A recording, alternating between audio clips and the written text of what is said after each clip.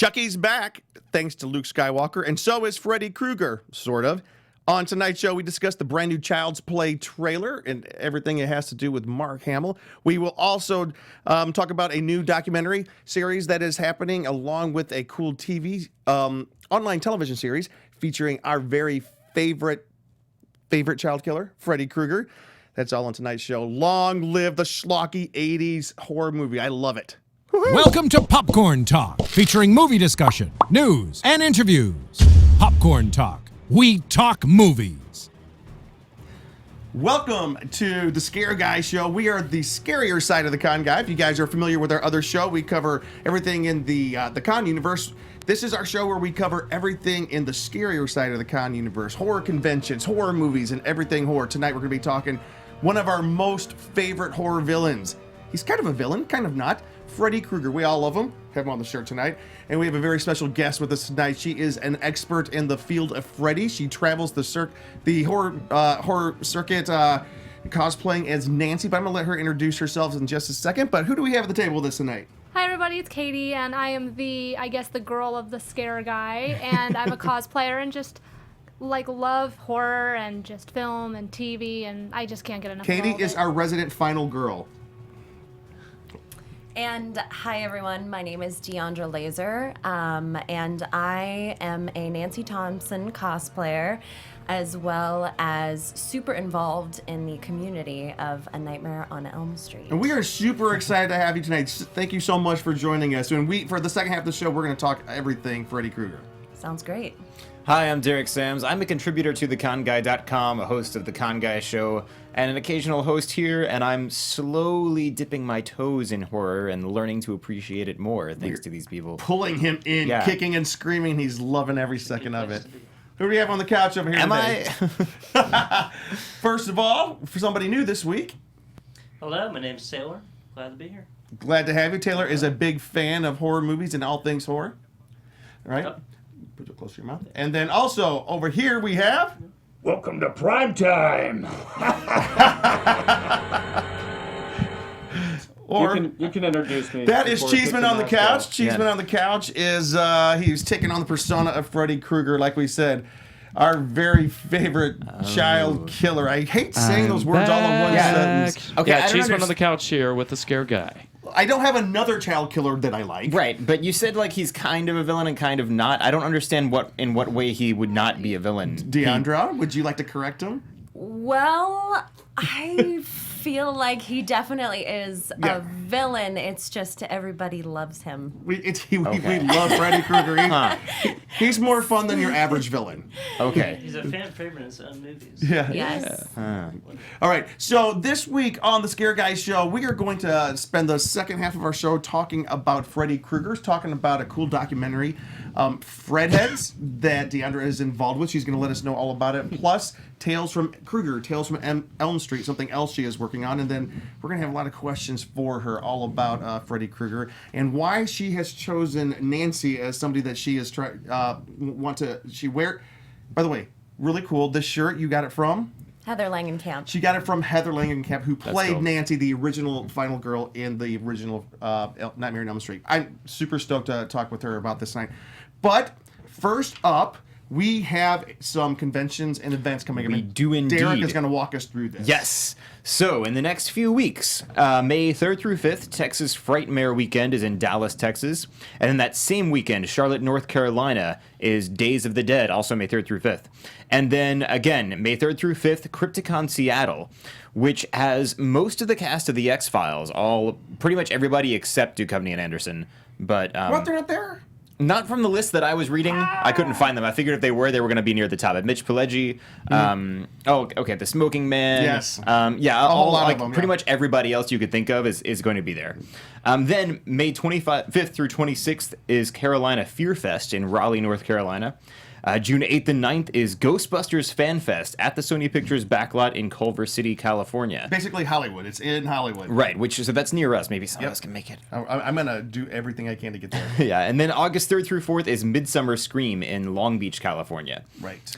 And also ongoing right now until June 16th is I Like Scary Movies, an art show in Los Angeles.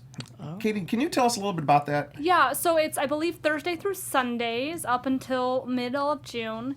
And it's an art installation, I guess would be the actual what it's called. But they have a lot of like photo ops and interactive experiences from Nightmare on Elm Street, Lost Boys, The Shining. There's a lot. I don't even remember all Mainly of them. Warner Brothers films. Yeah, I think it's a Warner Brothers sponsored event, yeah. I believe it's $30.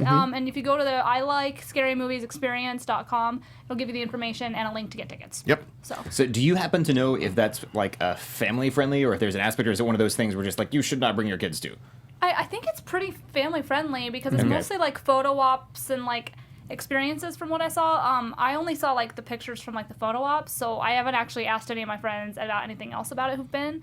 But it looked like it was pretty family It's friendly. not like a jump scare thing. Yeah, It's it's not like a not. haunted Yeah, house. there's not like it's not like a horror event. It's just like A celebration. like props Okay. and sets and stuff like that. I'm going on Sunday. Are you really? Okay.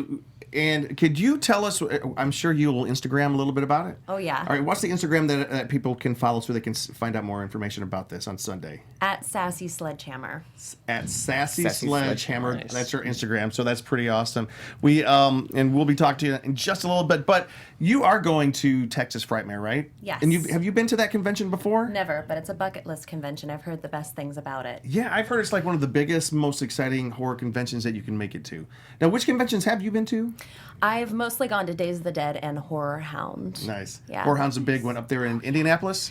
Indianapolis, yes. Cincinnati. They do Columbus every so often. And They do it out here last year. They did the 40th anniversary of Halloween Yeah. out here in Pasadena. That was a October, good yeah. one.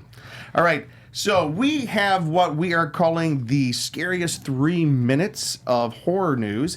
And by the way, we always do this. I always do this. We forgot to introduce our fantastic engineer in the booth, Steve. Hey, Steve. All right.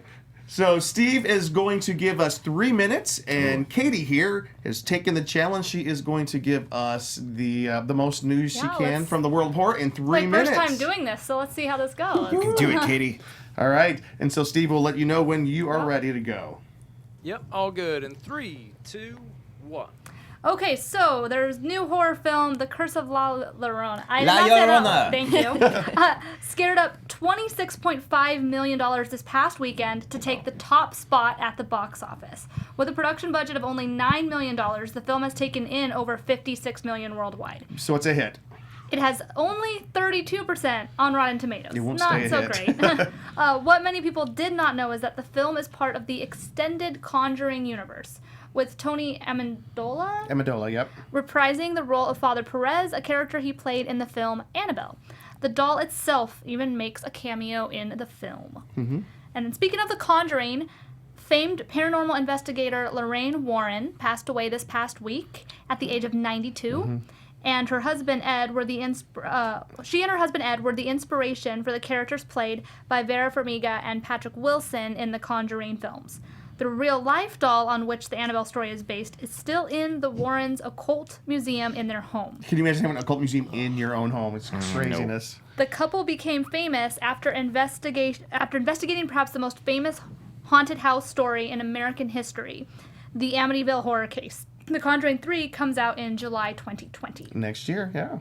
Nostalgic Nebula and Horror Pulse / Flatline TV have launched an Indiegogo campaign to fund a star on Hollywood's Walk of Fame for Robert Englund, the actor who has become synonymous with Elm Street's Freddy Krueger. Yep.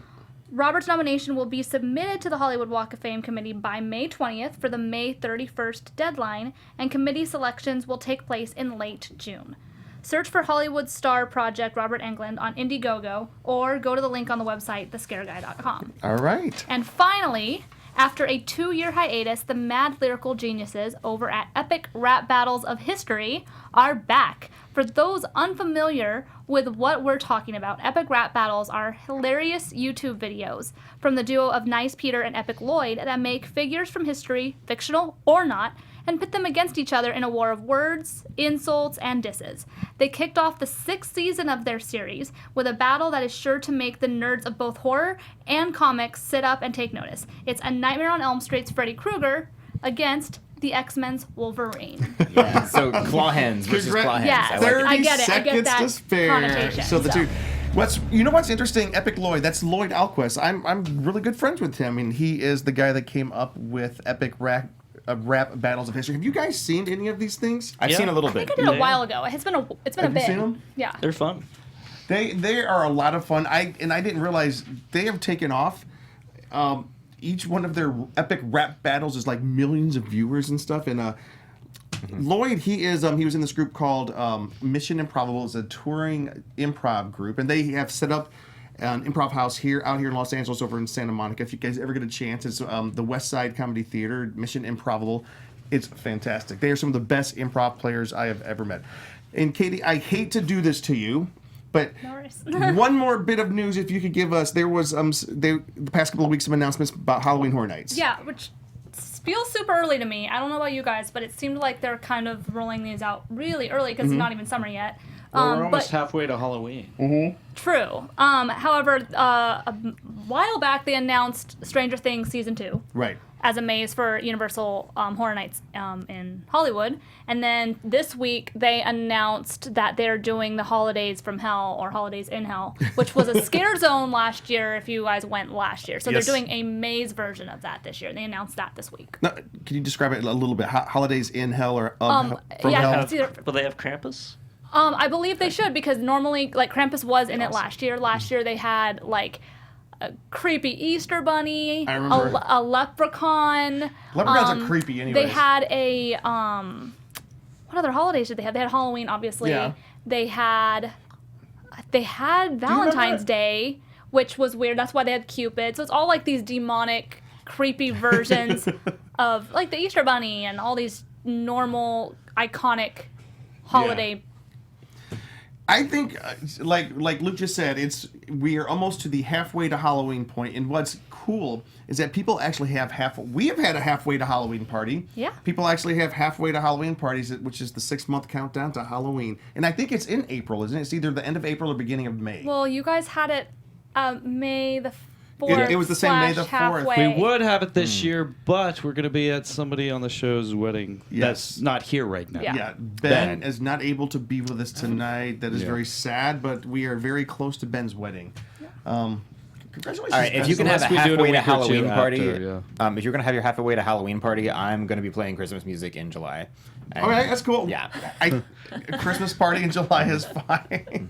All right, so the first thing we're going to talk about tonight is Child's Play. Child's Play is a brand new. I don't know if it's a reboot of the 1980s classic series of films, Child's Play.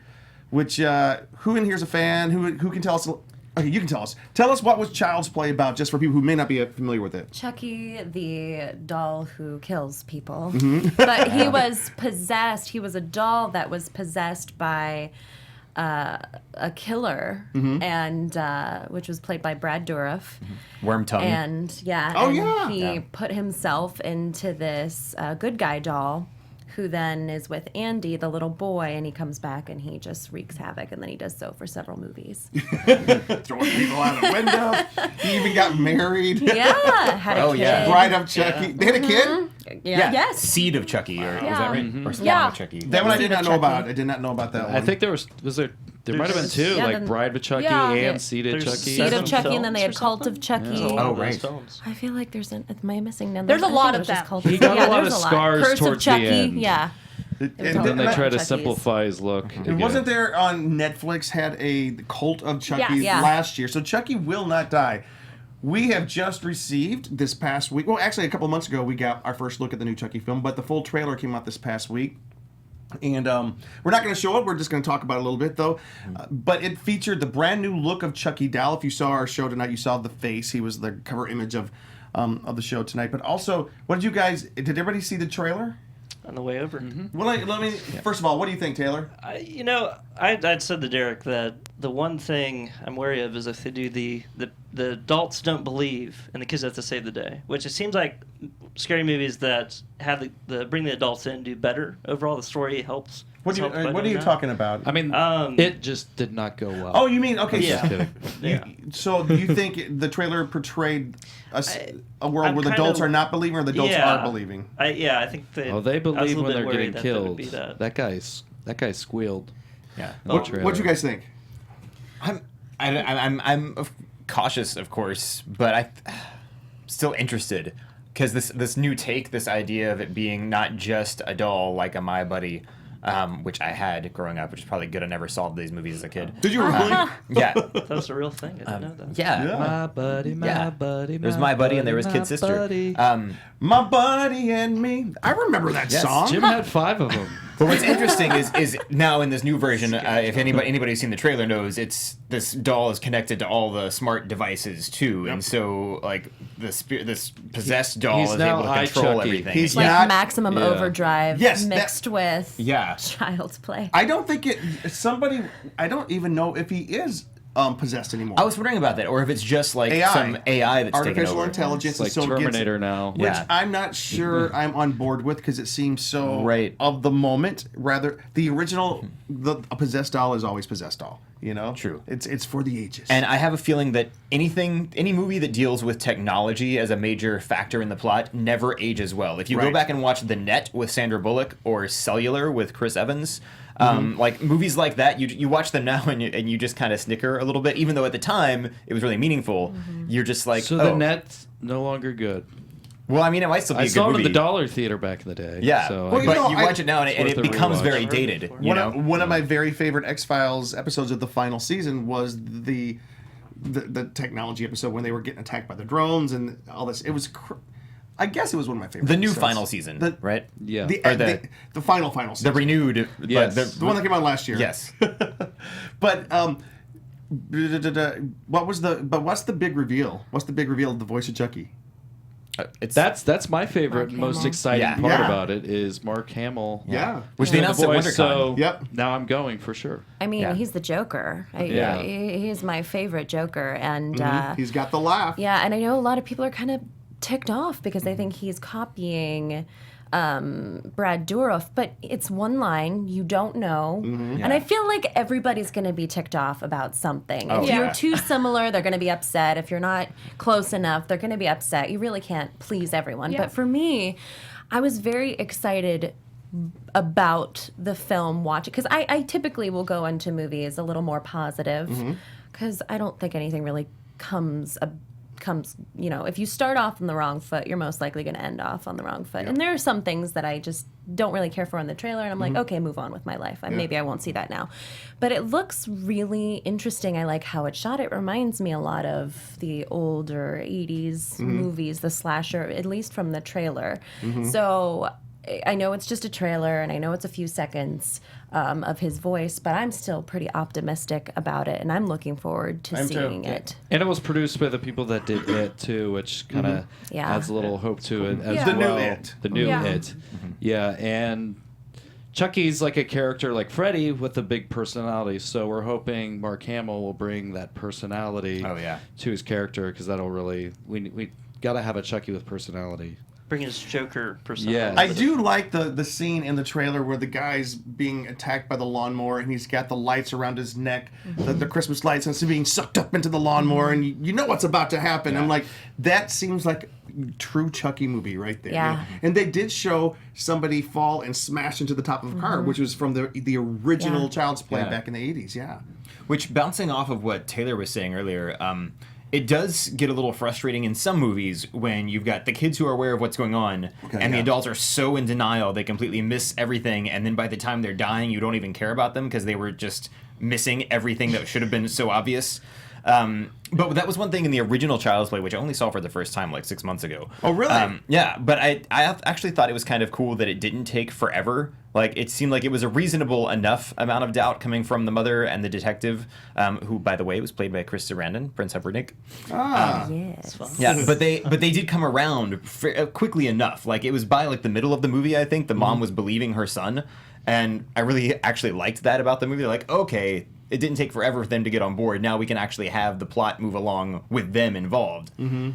Which is cool. So I'm hoping they can still keep that with this one. And if they've got Aubrey Plaza and her performance... She's amazing. Yes. Yeah, her performance in the trailer looks really good. Hopefully they used her well. Anything with with that. her in it is awesome. What's that? Anything with her in it is awesome. I know, she is However. fantastic. Did you guys see her in Legion? I've seen, yes. Well, I haven't finished watching. Very it yet, demented, but yes. so great. She's really good in that, though. Yeah, she's The good. movie? Yeah. No, Legion, the TV series. Oh. Yeah. It's the She's the X, crazy. a take on it's Professor X's son. Yeah. Oh, okay, yeah. But he has like multiple personalities, like hundreds of multiple personalities, and each one of them has a superpower, which is a great concept. And they're all mixed up in his head. And he's the most powerful mutant. They say that about every new mutant, don't they? But Yeah. anyways, The most powerful Captain Marvel. The most powerful than the last one. but I'm excited about seeing Child's Play, and I wish it comes out this summer. So I do not have the exact date on here. I'll look it up before It's we end June the show. 21st. June 21st. There you go. Katie knows. Thank you. 21st. Because it's the one of the, like, my birthday week movies. Oh, that's right. Your Ah. birthday Yeah. is right around there. So that's the only reason I remember it. Because there's Summer always solstice. movies. Yep. I won't be seeing it, but I think it's the longest day of the year. Yeah, so fortunately, Yes, it if is. you can go see a scary movie and still have plenty of daylight. yes, true. You could go to sleep before the sun goes down and not have to worry about, you know, True. All right. being kept awake. We are going to talk now about another classic horror villain who we love from the 80s. You know, I just got to say this right up front. I miss the 80s villains so much. I miss 80s horror movies so much, and it makes me so happy that Child's Play is coming back and it feels like an 80s movie. All right. For our special guest today, it's Diandra Lazor. Diandra. It's It's okay. It's I all- usually tell people to call me D. Oh, that's so much easier, D. I love that. All right. So, anyways, thank you for joining us tonight. You are a friend of Luke's. Luke has you guys have mutual friends, and so you are here in town, and you are going to the horror experience that Katie was just talking about. But tell us a little bit about yourself and your experience with Freddy, and you have a couple of projects that you are currently in the middle of as well. Yeah, so back in... I didn't grow up a horror fan. I wasn't really allowed to watch any horror movies. I really didn't watch them. Occasionally I'd see Freddy on TV. And I mean, it's like Heather says, New Nightmare, every kid knows who Freddy is. He's like Santa Claus. And so then I had a nightmare one day about him, and I just fell in love with Freddy. I woke up and I was like, Freddy Krueger. And then, I know, it's the weirdest thing. And then Did you take his hat or anything with you? No, I did not. Okay. That was later. Okay.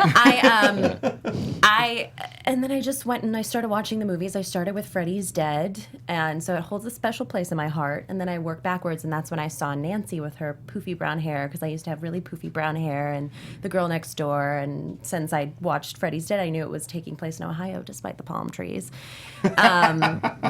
And so I was a girl from Ohio, and I was like, man, this girl's so much like me, and I just really loved her. But everybody loved Freddy back then, and I'm thinking, you know, where are all the Nancy fans? And so the following Halloween, right after I became a fan, I decided to dress as her. My mom said, no one's going to know who you are. And I was like, I don't care. I do. So I made a collage of her, and I printed it out, and I brought it with me, and I showed it to everybody. And then I just started to kind of take pictures with just the camera before we had like front-facing, forward-facing cam. And I just started to get more online and talk to more people, and I found more Nancy fans, and we all got together and over the same mutual love of her. And then I started to go to more cons. I started to get involved with different projects. Now I do some stuff for NightmareOnElmStreetFilms.com, which is basically the definitive A Nightmare on Elm Street website. And I do a podcast called Elm Street Radio with my friend Paige, who is the director of the documentary Fredheads, which is about the fandom of A Nightmare on Elm Street and its impact on people, not just the fans, but also on the stars, and how the cultural phenomenon and everything like that, and about our group of friends and how we connected over it and how it's affected us differently and helped us cope with like bullying or feeling like an outsider or anything of that nature, as well as other people. And I'm also here filming the final installment of an online series called Krueger: Tales from Elm Street, which is basically has been a prequel to A Nightmare on Elm Street. And this time is inspired by another one of the Nightmare on Elm Street movies. We've pretty much given it away. It's about Freddy following the actor who plays Freddy in this series, based on New Nightmare, instead of following the Nancy character, even though I'll be in it doing Nancy-ish stuff, but he's following Freddy, or rather Roberto, who plays Freddy, is playing himself. And then Freddy's coming after him from playing him in this online series. Oh, that's great. Yeah, and it's really cool because it was my first introduction to A Nightmare on Elm Street fan films and fan films in general, was when the director, his name is Chris, he created something called The Nightmare Ends on Halloween, which was Freddy versus Michael, and then he created... Oh, I love that. Yeah, he created the Krueger series. And I remember sitting in college and waiting for the next one to drop. And I connected with everyone online, and sure enough, they wanted to do this. And I was coming out here, and I'm getting a chance to be a part of it. And we filmed tomorrow, my part. We started filming tonight. And it's very exciting to be able to be a part of a community where you have family. It doesn't matter where you're from. It doesn't matter how old you are. You all bond over the same thing. And it just really, I feel safe coming out here, even though it's far from my home, because I have so many friends that I've gained over the years from my love and their love of A Nightmare on Elm Street. So it's pretty magical. That's a pretty amazing story. So, oh yeah, and we have some pictures for those of you who are, Oh my goodness. we have some pictures of I don't know how many we've gone through, but if you can tell us a little bit about what we're looking at here. So this is when you pulled Freddy out of the dream. Yes, I did. Right before you stabbed him, right? I'm sorry, Steve? Oh, fantastic. So this is the very first one. So then, this gentleman here, his name is William Adams. He's a phenomenal Freddy. He goes to all kinds of cons, and he has the voice and the personality down pat. It's actually his birthday today. Oh, wow. Happy birthday. Yes, happy birthday, Bill. Birthday. And I did a fan film called Don't Fall Asleep a couple years ago about Nancy between Nightmares 1 and 3, and he played our Freddy, and we had Heather voice Nancy from Beyond the Grave. Okay, so everybody knows who you're talking about. You had Heather. You had Heather Langenkamp, who actually played Nancy in parts 1, 3, and Nightmare. 7. Was it 7? Yep, 7. Okay, which I just saw that one this past year too, and that one That's my favorite one. Oh, is it really? Yeah. I like how meta it got. It was really cool. All right, and what is this? And this was me just when Fangoria was coming back. I did this photo page, did the lighting. She's a phenomenal photographer. When I went to visit her in Washington, D.C. last April around the same time, and then later on that year, Fangoria returned, and this January, the second issue came out, and they had a segment in there on myself and my Nancy cosplay. So you are featured in Fangoria magazine. Yes, that's with Joe Bob Briggs on the cover. That's awesome. Yeah. And then we have, and this right here is really cool. Yes, this is so I was inspired by a lot of Disney cosplayers. They mash up the princesses with just other well-known characters, and so I wanted to bring together Nancy Thompson and Ash Williams. Nice. So this is Nancy Williams, and instead of a boomstick, I have the sledgehammer, and that's how I put this one together. I think we have one or two more here. Oh, this is pretty cool. What is this? That is a drawing of I think his name is Psychoslaughterman. He did it of Nancy, and I loved it because of the detail that he put into it. Rarely did anybody really get the detail, because I'm when I do the cosplay of Nancy in part 1, I'm pretty particular about getting her necklace right and getting the earrings right and getting the watch right, and he incorporated all of that. And I had the opportunity to own this print, and I'm wearing a Freddy and Nancy T-shirt that I bought at Horror Hound. I was going to ask you about that because I've seen that shirt After before. Batman. It's a really good one, and I think we have one more photo of you. Nope, that's it. So, no, this right here. Aww. Oh, this is an important one right here. Yeah. Heather. Yep, this is me and her in 2013. We were judging a costume panel together, and I'm dressed as her in New Nightmare. I adore her very much. So wait. So you know Heather? How well do you know Heather? pretty well. Really? That's When did you fantastic. first meet her? I met her in 2011 at Days of the Dead in Indianapolis. Actually, this was a Days of the Dead in Indianapolis 2 years after that. And I Am Nancy was just coming out, and I'd waited till her documentary about Nancy Thompson and kind of her. Oh, I didn't know journey she had through a that. documentary. Yeah, she has one. You should check it out. And What's it called again? I Am Nancy. I Am Nancy. All I Am right. Nancy. And I had waited to watch it because you could buy the DVD and watch it on your own, but I waited till the Midwest premiere, which was at Days of the Dead here, to see it on the big screen. And that's when I met her for the first time, and I was dressed as Nancy for the first time. It was a very tan Nancy because I was a lifeguard back then. But it was really awesome. And back then, nobody dressed as Nancy. I mean, we were starting to get a lot of the Nancy fans coming together as the internet got more and more popular. And I've seen them just grow over the years. And pretty much everybody that I've seen dressed as Nancy has always been like, I did it because of you. And that was like the number one thing I ever wanted in life, was to get people to love Nancy and to dress as Nancy and to represent Nancy. And so it's really cool when I have people tell me that. Why Nancy?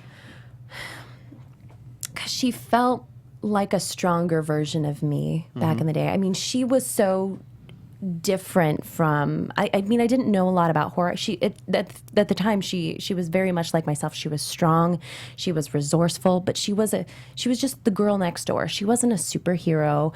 She was just somebody that you would know. But she had these strengths, and she had this spunk, and she would strategize about what she was going to do, and she went after Freddy, and she didn't fall over, and she was in your face, and she wasn't afraid to get down and dirty, and use her head and prepare. And it was so different and wild to me. And then when she went on to become the grad school superstar in part 3 and help people, she just was everything I ever wanted to be in a person. She was caring, and she was a leader, but she was also a force to be reckoned with. And she gave Freddy HE double hockey sticks. She gave him the business. Yeah. I'm going to tell you what. She was quite a force. I was very fortunate. I saw part 3 in movie theaters. Yeah. And I was blown away. A lot of people will say this. It's my favorite. I love, welcome to prime time. Yeah. We just had there's a store out here that just did it was a slashback video. Yeah. A lot of the guys behind Blumhouse ran that. Yeah. And they had one of the art installations was what's the character's name who gets stuck in Jennifer. Jennifer. They had her hanging out of the TV with the Yeah. arms and everything. It was really very cool. All right, we're gonna go around the room, and everybody, what is a question? Let's see if we can stump Oh, no. Diandra. D. All right. What is your question about the Freddy movies? Go. Is the kid in Freddy 7 Heather? I can't say her last name. Her own son? No, it's not. Okay. That's Miko Hughes, and he played Gage Creed in the original, 89 adaptation of Pet Sematary. Yes, I remember Yes. that. Yes. Little blonde Very- boy. Okay. All right. Cheeseman, do you have a question? I don't have anything that'll stump her. Okay. But did you also, when you went to visit, look across the street and that's like, that's where Johnny Depp's Yes. character's house was? Yeah. I saw it today for the first time. Oh, you did? Yeah, 1428. tell about that moment. You were telling me about that outside. We filmed it for Fred Heads. I think a lot of the people in our kind of cast have their own, first time seeing it within the last year or two. And I just bawled. And then I would look away, and then I'd look back and I'd bawl. And then we went to eat after that. And then I just thought about it and I bawled. And then I was looking at the pictures and I bawled. So basically it's a very emotional day for me because you see this house. So after Nancy's pajamas, the biggest thing to me is the house, and it's my dream to one day recreate the house, much like a gentleman in North Carolina did with the Myers house, and live in it. Did he really? Have Really? parties. Oh, I gotta Yes. go there. I didn't know that. He's in the first return issue of Fangoria from last year. Okay. So By the you way, should check him out. if you are out here at Halloween time, Freddy, the silhouette of Freddy, is up in the window where he killed Johnny Depp. Oh my God. It's so great. Yeah, the people really embrace it. Katie, what is your question? I mean, I can't really think of a question. I thought I had one, and then I just Blank. fell out of my There, head. you So Well, I have only ever seen the first Nightmare on Elm Street movie. That's a travesty. And so I would ask you, how should I go about watching the franchise? Should I watch all of them, or are there any I should skip? You should watch all of them. Watch them in order, please. Should I marathon them? Try and do it in like Yes. one weekend? Do an all-nighter in true Nightmare on Elm Street fashion. Have lots of coffee. Get a little delirious. Where would Yes. the Goldberg Pull your episode coffee be pot. mixed in there, though? See, I would still watch it in chronological order, so it would have to be Okay. after Freddy versus Jason. Well, I mean, you could watch the remake. I do. I don't care what anybody says. I think you should still watch the remake. It's not a terrible film, and please don't shoot me for this. This is my personal opinion, people. But I think it's worth a watch. There were a lot of hands in the pot that made it an incomplete film, but a lot of people really like it, so it's personal preference. So you should definitely watch that.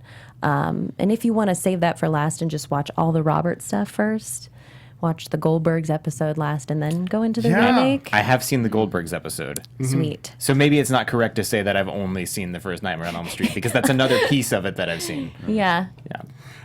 My question is, if you had to pick the top 3 films of the franchise, what would they be? They're all the Heather Langenkamp films. They're 1, 3, and 7. Okay, Hmm. that 1, makes 3, and sense, and 7. I would agree. On that. By the way, Freddy's Dead, is that number 6? That's number 6. Was is that the one he had Roseanne and Tom Arnold Yes. in it? Yes, Rachel Talalay directed it. She got a lot of inspiration from David Lynch in Twin Peaks and from John Waters and Crybaby, and they really inspired her for that movie. She wanted to make it very different. She said, we've seen all the different films, we've seen all these characters.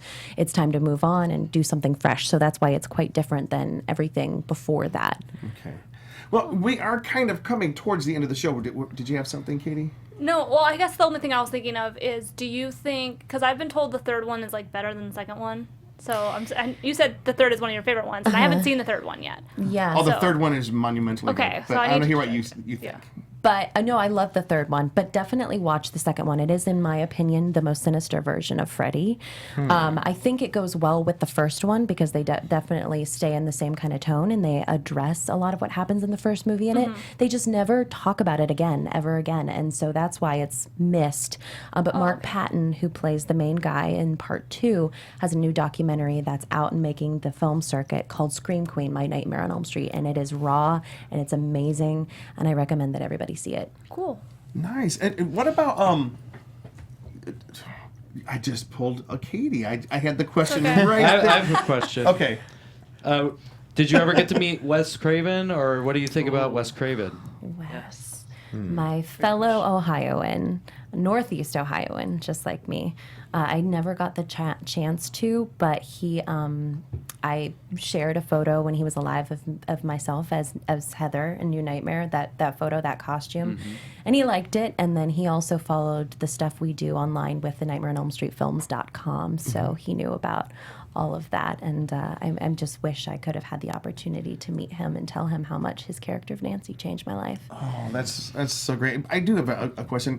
The very first Elm Street, Yes. Freddy seemed a lot more sinister to me, and he did develop into a very lovable character towards the end, a lovable killer. Can you talk? I mean, what is your feeling about that? What is your favorite version of Freddy? My favorite version of Freddy, I would say, is part 3 because his humor has not gone too far. It started to introduce, it's introduced itself in the very beginning, but there's the right mix, and he does it in a very sinister way, in a very intentional way. He doesn't just say funny lines for the sake of funny lines. He does it to really torment everybody, and the things that he says and does are all in his personal pleasure. But he's also very dark in the movie at the same time. Like I said, part 2 is the most sinister version of Freddy, but I really love part 4, so I have a soft spot for part 4, but I think part 3 is the right Which one is Freddy. Dream Child? That is part 5. 5. What's 4? Dream Master Dream Master. with Okay. Alice. I still think my favorite vision of Freddy is still part 1, the long arms across the alleyway. There's nothing more nightmarish than that. It's so, because he was kind of short, but his arms were so long, and we do have to wrap up, but we saw Robert Englund out at a Comic-Con. The Palm Springs. The Palm Springs Like it was the Comic-Con. part 1 of that, and we got to see him on the panel and stuff. And they told stories about how they tried to replace him at one point. But Part 2, yeah. In part 2, Oh, yeah. but his personality, like, was such a big part of it, like then they're like, just give Robert what he wants Yeah. because there's only like one person right now that can play him. And he was talking about how his distinctive stance, how he was kind of like he leaned down because the glove was so heavy. So, Dee, if you could let us know the projects that you are involved with, how can people see them? How will they be able to see them? Well, Fred Heads is currently still filming, but you can follow us on Twitter, on Instagram, and on Facebook at FredHeadsDoc, hashtag FredHeadsDoc. So if you have anything that's a Nightmare on Elm Street, please hashtag FredHeadsDoc or tag us, and we would be more than happy to share it, and maybe it might be featured in the documentary. You never know. We're filming at Texas Frightmare for that too, and we have a couple of other occasions. But you know, great things take time, and big stories that encompass a lot of people take time, and so we're hoping to wrap that up this year. I think we're going to get everything that we need to make it an enjoyable experience for everybody. Krueger Tales from Elm Street will be on YouTube. I'm on Instagram, as I said earlier, at Sassy Sledgehammer. Oh man! So if they were to, if they follow you, they will get plugged into Yes. where to see this stuff. Because Yes. I know we have to wrap up, but like you were talking about these other documentaries that some of the people that were involved with. Like if you could like maybe suggest a couple of those that people Never should see. Sleep Again, the definitive A Nightmare on Elm Street documentary. I Am Nancy, Scream Queen is out and about now, like I said, making the circuit. And I also recommend Never Sleep Again, the making of the first A Nightmare on Elm Street, which is a spinoff of the documentary. It's a book. And if you think you know A Nightmare on Elm Street, you're wrong, because this book, I learned a lot, and there are a lot of rumors that are kind of no longer rumors. It's got the truth in it. Great facts. Fantastic. I watched Never Sleep Again. It was on Netflix. That's I think it was a multi-part series because it was long. Yeah, and 4 hours. Yeah, it was great. It was great. Thank you so much for coming on the show Thank with you us guys for tonight. having me. And I do hope you guys will follow her on Instagram. She will keep you up to speed on everything happening. We didn't get a chance to ask her, but you can just say yes or no. Are there any rumors of anything in the future? No. Freddy-wise. All right. No. It's not yet. It's not yet. Fingers crossed, but right now there's nothing. All right. else. We can always hope. We can always dream. And then Freddy will get you. When Disney buys them. No, that's not going to happen. Freddy's going to be the next Disney princess. Exactly. Yeah. Everybody, thank you so much for joining us tonight here on The Scare Guy. You can find me at Con Guy Jim, or you can also find me at Jim Frye LA on Twitter. And James D. Frye on Instagram. Where can we find everybody else? I'm Katie. You can find me on Twitter at KT_Christine or on Instagram at Katie's Fairy Tale. Oh, hi, I'm Derek Sams. You can find me on Twitter at ConGuyDerek, or in your nightmares. Taylor Shore. You can find me at The Shore Thing on Instagram. SCHOR Thing. All right. And I'm Cheeseman on the Couch. You can find me on Twitter at CheeseOnCouch or on thescareguy.com. You can also find us at the horror conventions. We do cover a lot of them here in Southern California. And which conventions are you going to be at next? Texas Frightmare Weekend. Texas Frightmare Weekend. So if you see her there, make sure you say to her that you saw her here. And That's May 3rd through 5th in Dallas, Texas. Don't miss Will it. you be cosplaying Nancy at all? No, I will not be, but we will be in Fred Heads gear, and we will be filming for Fred Heads. All right, Yeah. guys, check her out. Follow her on Instagram. Follow us here on Instagram. And thank you so much for watching us tonight. Share us with all your friends and say, you've got to watch this show. You got to listen, download, and listen anytime. Thank you guys so much for being with us tonight. We will see you next week. From producers Maria Menounos, Kevin Undergaro, Phil Svitek, and the entire Popcorn Talk Network, we would like to thank you for tuning in. For questions or comments, be sure to visit popcorntalk.com. I'm Sir Richard Wentworth, and this has been a presentation of the Popcorn Talk Network.